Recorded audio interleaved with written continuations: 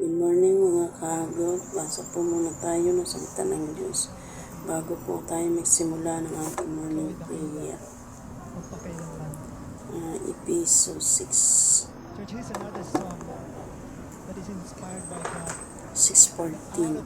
Kaya't maging handa kayo sa gawin ninyong pamigkis ang katotohanan, itakip sa dibdib ang bulati ng We are undeserving, pagkamatuwid we are unworthy. at isuot ang panyapak ng pagiging handa sa pangangaral ng mabuting balita ng makikipagkasundo sa Diyos.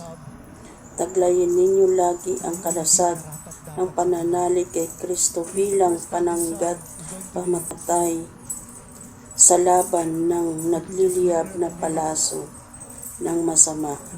Isuot ninyo ang helmet ng kaligtasan at kunin ninyo ang tabak ng kaloob ng Espiritu sa makatuwid ang salita ng Diyos. Ang lahat ng ito'y gawin ninyo sa pamamagitan ng mga panalangin at pagsamo. Manalangin kayo sa lahat ng pagkakataon sa patnubay ng Espiritu, kaya't lagi kayong maging handa, patuloy na manalangin para sa lahat ng hinirang ng Diyos. Ipanalangin din ninyo ako pagkalooban ng wastong pananalita upang buong tapang kong maipahayag ang hiwaga ng mabuting balita.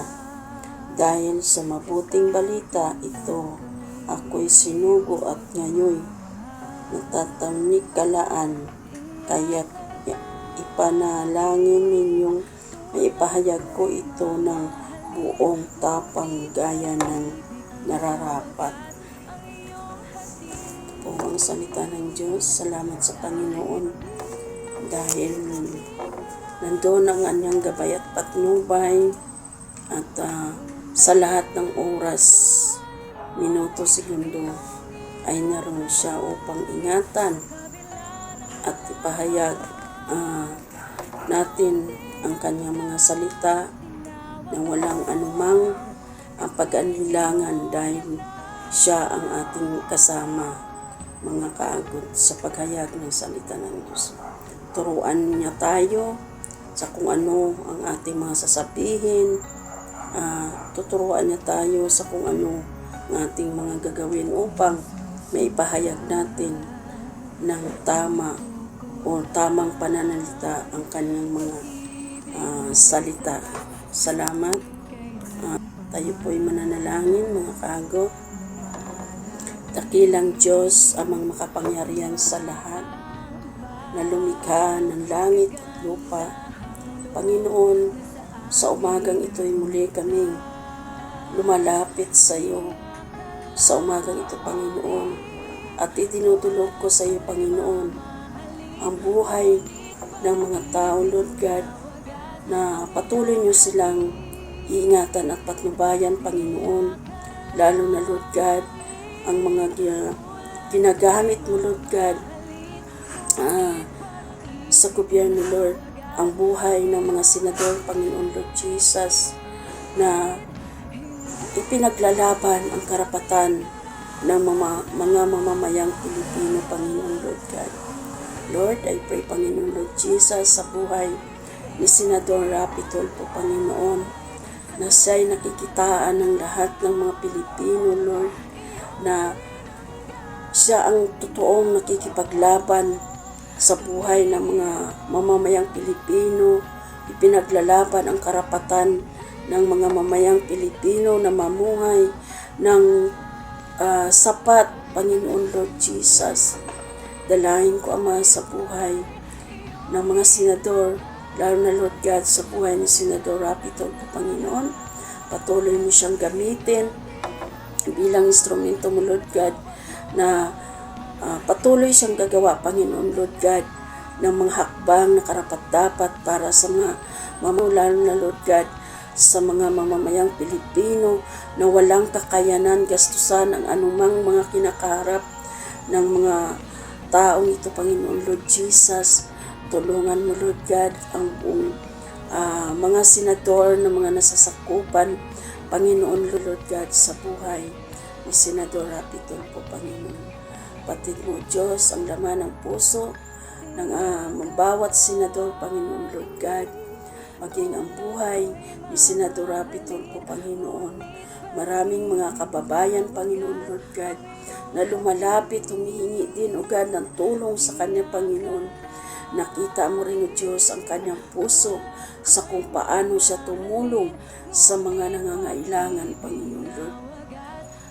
Patuloy mo, Lord God, kalooban ng batas na tama, Panginoon Lord, ang buhay ni Sir Rapi Tulfo, nang sa gayon ay magawa niya ang mga batas na nagmumula sa iyo, Panginoon.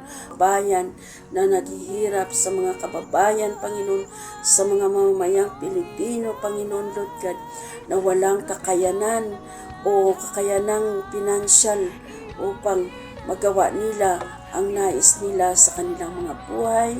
At dalangin ko, Ama, na patuloy mong gamitin ang mga senador, Lord, tulad ni Sir Rapi Tulfo, sa matulungan, Lord God, ang pagtaas ng bigas, Panginoon Lord God. Dalangin ko, Ama, na patuloy kang kumilos sa mga taong ginagamit, Lord God, bilang instrumento mo, Panginoon, dito sa lupa. Ang mga senador din, Lord, lalo na, Panginoon, ang mga senador na may puso sa pagtulong, pusong maunawain, pusong maawain, at pusong mababa ang loob, Panginoon Lord. Walang hinangad, kundi ang makatulong sa kanyang mga kababayan. Alam mo, Lord God, patid namin, Panginoon, kung sino sila, O God. Higit sa lahat, Panginoon, ay patid mo ang laman ng puso, isip ng mga senador, kung sino, O God, sa kanila ang patuloy na magsakripisyo, isakripisyo ang anumang mayroon siya para sa kanyang mga kababayan at sa mga mayang Pilipino, Panginoon. Salamat, Ama, sa buhay ng mga senador. Ito, Lord, dalahin ko, Ama, patuloy niyo silang i-bless, pagpalain ang kanilang buhay, patuloy na kalakasan, kalusugan, upang magamit nila ito, Panginoon, ang lakas, Panginoon, sa araw-araw nilang paghanap buhay, para din, O God, sa kanilang pamilya. At patuloy nawa silang gamitin bilang instrumento mo, Panginoon, sa pagpaunlad o sa pagpalago ng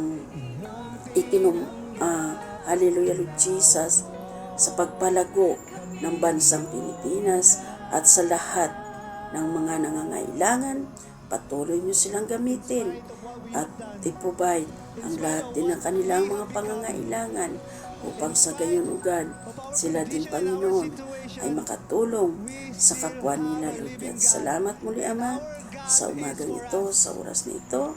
Pagpalain mo, Panginoon, ang bawat buhay ng mga senador, Lord, buhay ni Senador Rapi Tulfo, Panginoon. Salamat, O Diyos, sa kanyang buhay, patuloy na kalakasan, kalusugan sa buhay mo, Sir Rapi Tulfo.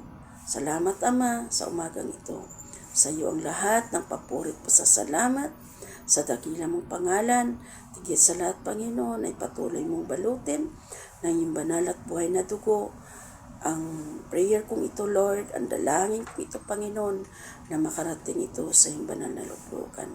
Thank you, Lord Jesus. Thank you, Holy Spirit. In Jesus' name. Amen. Amen. Mga kagot, isang matagumpay na naman ng ating morning prayer sa umagang ito. Salamat, mga kaagot, kung ito'y mapadaan ang video kong ito sa inyong CP, or mapanood ninyo ang video kong ito. Dalangin ko na kayo'y patuloy i-bless ng Panginoon, na mayroong lakas sa umagang ito, kalakasan, kalusugan nagmumula sa Panginoon. Tigit sa lahat ay patuloy kayong i-bless at pagpalain, masaganang buhay at magandang buhay sa umagang ito. Thank you, mga kaagot. Salamat sa umagang ito. I love you with the love of the Lord. Bye.